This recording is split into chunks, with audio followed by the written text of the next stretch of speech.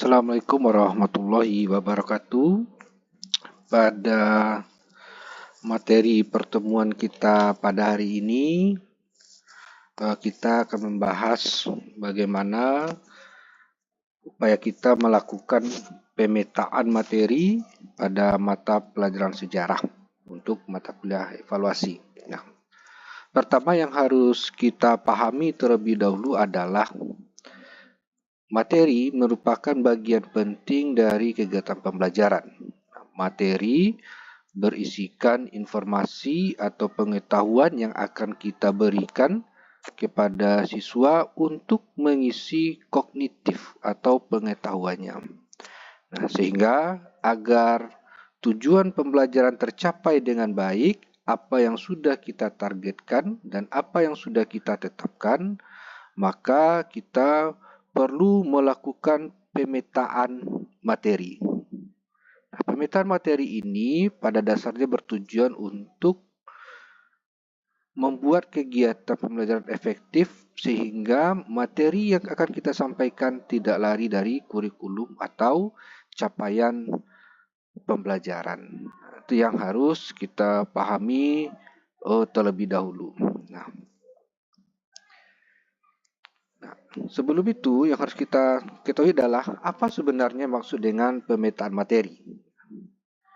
Pemetaan materi adalah suatu usaha untuk menyusun serta pengorganisasian materi pelajaran berdasarkan capaian pembelajaran yang sudah ditetapkan, kemudian turunannya adalah tujuan pembelajaran. Mengapa kita petakan? Dengan maksud adalah agar pembelajaran menjadi sistematis, terarah, dan bermakna. Nah, jika kita tidak melakukan pemetaan materi, maka sulit untuk mengorganisasikan pembelajaran dengan baik. Akibatnya apa? Kegiatan pembelajaran tidak sistematis, kemudian juga tidak terarah dan tidak bermakna. Sistematis misalnya, tidak ada kejelasan materi apa yang kita sampaikan. Tidak tersampaikan secara baik. Kemudian juga tidak terarah karena kita tidak melakukan pemetaan dan juga tidak bermakna. Nah, ini kalau kita tidak melakukan pemetaan materi. Nah, apa akibat kalau kita tidak melakukan pemetaan? Pertama, akibatnya adalah pembelajaran yang kita rancang tidak terencana dan tidak terstruktur. Ini karena kita tidak melakukan upaya untuk menyusun materi dengan baik. Sehingga peluang untuk materi-materi yang kita anggap penting itu tidak tersampaikan. Baik itu konsep-konsep, fakta, prinsip, dan lain sebagainya. Nah, kemudian ketidakjelasan tujuan pembelajaran. Tujuan pembelajaran itu kita susun berdasarkan materi. Pada dasarnya pembelajaran yang kita lakukan itu adalah untuk menguasai materi.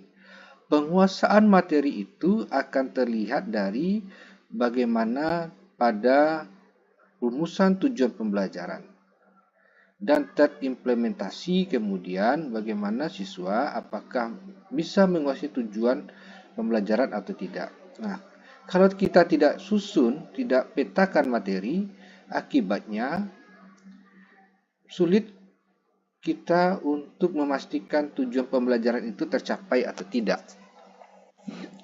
Nah, yang kedua adalah ketidakselarasan materi dengan kebutuhan siswa dan kurikulum. Nah, di pertemuan sebelumnya kita sudah menerangkan bahwa ada yang namanya asesmen diagnostik, di mana pada asesmen diagnostik itu adalah bagaimana usaha kita untuk mengetahui materi mana yang mereka anggap sulit, materi mana yang belum mereka ketahui. Nah, kalau kita tidak melakukan pemetaan, maka kita tidak mengetahui apa sebenarnya dibutuhkan oleh siswa terhadap materi serta kurikulum. Akibatnya terjadi ketidakselarasan apa yang dibutuhkan oleh siswa serta kurikulum tersebut. Nah, kemudian kesulitan dalam evaluasi, ya. Nah, ini sangat riskan terjadi karena dalam melakukan evaluasi terlebih dahulu kita harus melihat materi apa yang sudah kita ajarkan. Dari materi yang sudah kita ajarkan itu, kita turunkan menjadi instrumen untuk mengevaluasi yang dalam bentuk soal. Kalau kita tidak melakukan pemetaan, maka peluang pada saat kita membuat instrumen soal dengan ketidakcocokan dengan materi yang akan kita ajarkan itu berpeluang besar, ya. Ketidakselarasan materi, kemudian kesulitan dalam evaluasi karena kita tidak mengetahui apa sebenarnya materi yang kita ajarkan, kemudian kita evaluasi. Peluang untuk adanya ketidakselarasan dengan instrumen evaluasi itu berpeluang besar. Nah, kemudian penggunaan sumber daya dan waktu yang tidak efisien, kemudian penurunan motivasi dan partisipasi siswa dalam belajar karena siswa tidak tahu apa yang harus dikejarnya pada saat belajar. Karena pada saat kita tidak melakukan pemetaan materi, maka secara otomatis tujuan pembelajaran itu menjadi tidak jelas. Nah, tujuan pembelajaran menjadi tidak jelas pada saat kita tidak melakukan pemetaan. Tujuan pembelajaran menjadi tidak jelas. Akibatnya korelasinya itu adalah penurunan motivasi belajar. Nah, ini berkorelasi. Nah, oleh sebab itu, maka perlu pada saat awal pembelajaran kita menyampaikan tujuan pembelajaran. Nah, dengan maksud untuk menjaga motivasi belajar. Nah, kalau siswa sudah tidak termotivasi dalam belajar, maka ini akan berdampak kepada partisipasi belajar siswa.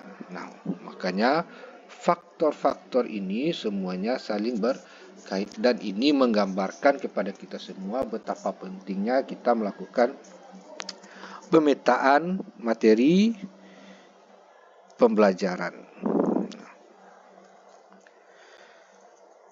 Tujuan, ya, mengapa kita harus melakukan pemetaan materi? Tujuan pertama itu adalah menyusun urutan pembelajaran yang logis dan terstruktur, ya. Nah, jadi materi itu harus logis. Maksud logis itu adalah bisa dicerna dengan baik oleh siswa, dapat diterima dengan mudah, masuk akal. Nah, kemudian terstruktur. Maksud dari terstruktur itu adalah materi itu disusun dari level yang mudah ke yang sulit, atau soal itu tersusun dari yang abstrak ke yang konkret. Nah, jadi soal itu sistematis, tidak boleh dia tidak beraturan, gampang ke sulit, sulit gampang lagi, balik lagi ke sulit. Jadi dia harus terstruktur. Kemudian yang tujuan yang kedua adalah dengan kita melakukan pemetaan materi maka akan ada keterkaitan antara CP. Ingat ya, CP itu turunannya adalah TP. Ya. CP itu adalah turunnya TP. Dasar kita membuat tujuan pembelajaran itu bersumber dari capaian pembelajaran.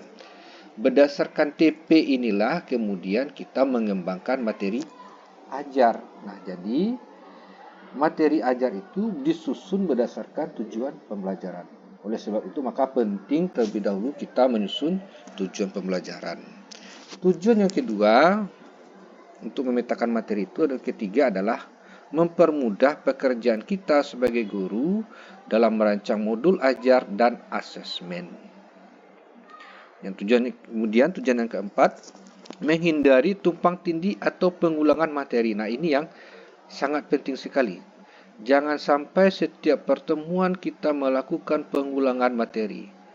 Kalau ini yang terjadi maka kurikulum tidak berjalan. Akibatnya apa? Tujuan pembelajaran tidak tercapai.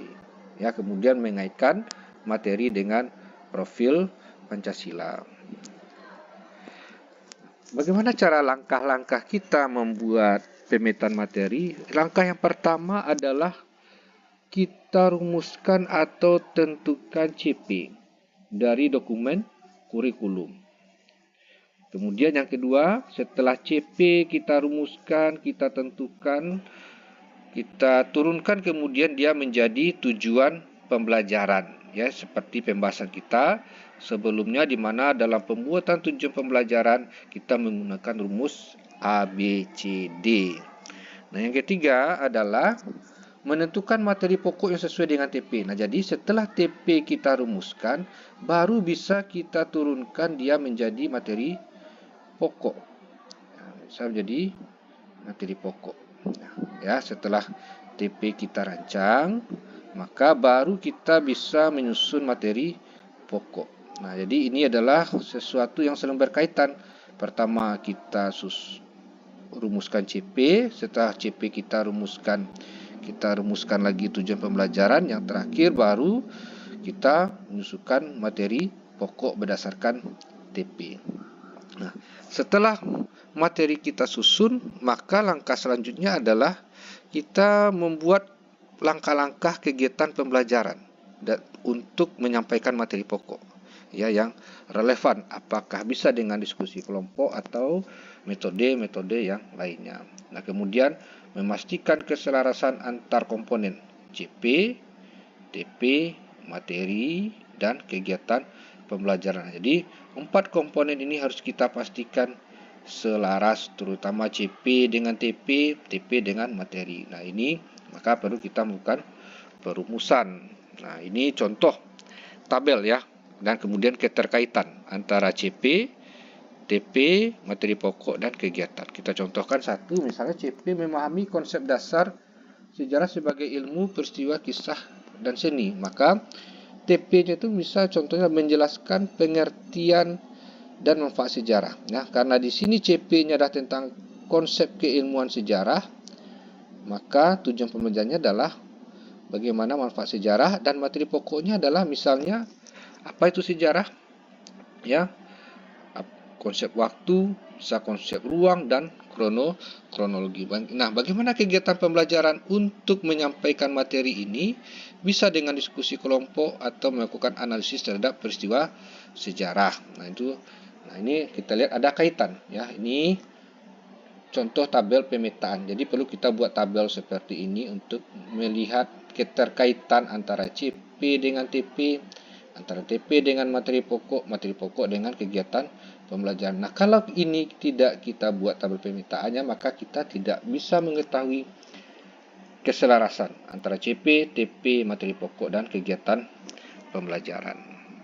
Nah, ini penutup, nah, atau kesimpulan. Pemetaan materi membantu guru dalam mengorganisasi proses pembelajaran secara agar sistematis, efektif, dan bermakna bagi peserta didik. Ya, dengan melakukan pemetaan yang baik, maka akan menumbuhkan kesadaran sejarah, nasionalisme, dan semangat kebangsaan pada diri siswa. Itu saja materi kita pada hari ini untuk materi pemetaan sejarah. Jadi pada dasarnya tabel pemetaan itu kita buat agar selaras antara CP, TP, materi, dan kegiatan pembelajaran, dengan tujuan untuk mencapai tujuan pembelajaran yang baik dan siswa termotivasi untuk belajar lebih giat lagi. Demikian yang saya sampaikan. Terima kasih atas perhatiannya. Assalamualaikum warahmatullahi wabarakatuh.